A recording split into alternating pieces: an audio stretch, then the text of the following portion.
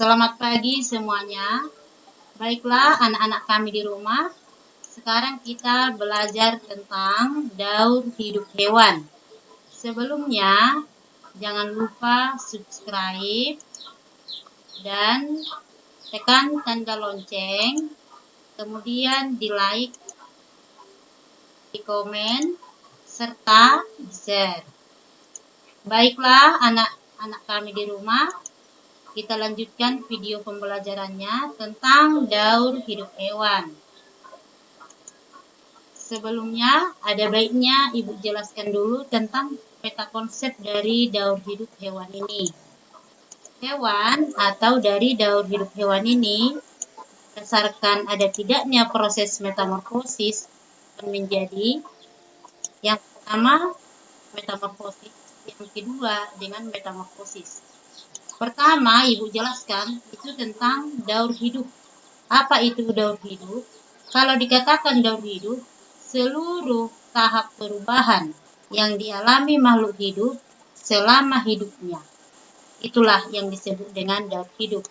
Kemudian, apa itu metamorfosis? Kalau dikatakan metamorfosis, ini tahap perubahan bentuk. Ya, tahap perubahan bentuk yang sangat berbeda yang dialami hewan sejak menetas sampai menjadi hewan dewasa. Itulah metamorfosis. Nah, selanjutnya pada peta konsep ini, tadi ada tanpa metamorfosis, dengan metamorfosis. Nah, dengan metamorfosis, ada itu metamorfosis sempurna dan metamorfosis tidak sempurna. Metamorfosis sempurna misalnya yang dialami oleh kupu-kupu. Kalau metamorfosis tidak sempurna misalnya dialami oleh kecoa atau hewan lainnya.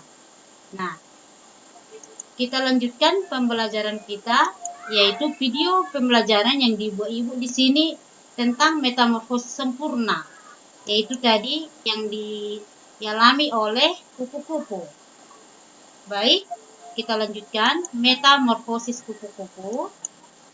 Ya, yang pertama dari telur. Kupu-kupu maksudnya kupu-kupu dewasa tadi bertelur. Telur ini menjadi ulat.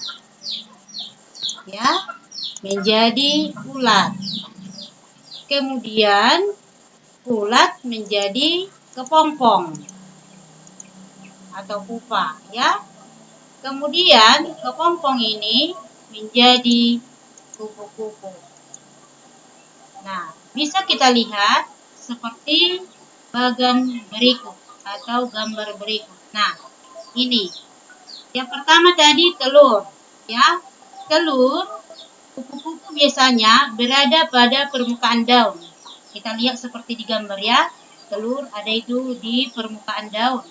Kemudian telur menetas menjadi ulat. Nah, pada saat ulat, pada masa ulat, disinilah para petani dirugikan. Kenapa dikatakan rugi? Para petaninya rugi karena ulat ini memakan dedaunan dari tanaman para petani. Kemudian setelah ulat ini, ya kita lihat di bagan, setelah ulat menjadi kepompong.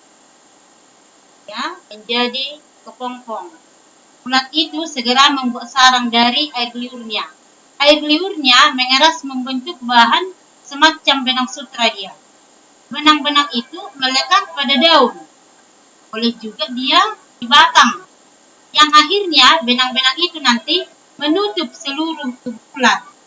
Keadaan ulat yang terbungkus dalam sarang benang itu, itulah yang Ibu sebut tadi, yang namanya kepompong atau pupa. Nah, perlu kita ketahui, selama masa kepompong, ulat berubah menjadi kupu-kupu. Kita lihat gambar kupu-kupu. Masa kepompong berlangsung selama berhari-hari. Jika telah berubah secara sempurna, kupu-kupu keluar dari kepompong. Kupu-kupu hidup dengan memakan nektar atau madu yang ada di dasar bunga. Kupu dewasa berkembang biak dengan bertelur. Dari telur ini, daur hidup kupu-kupu yang baru dimulai lagi. Sekian dan terima kasih. Sampai jumpa lagi pada video selanjutnya. Selamat pagi. Jangan lupa tadi subscribe YouTube aku, Atina Simanihuruk Channel.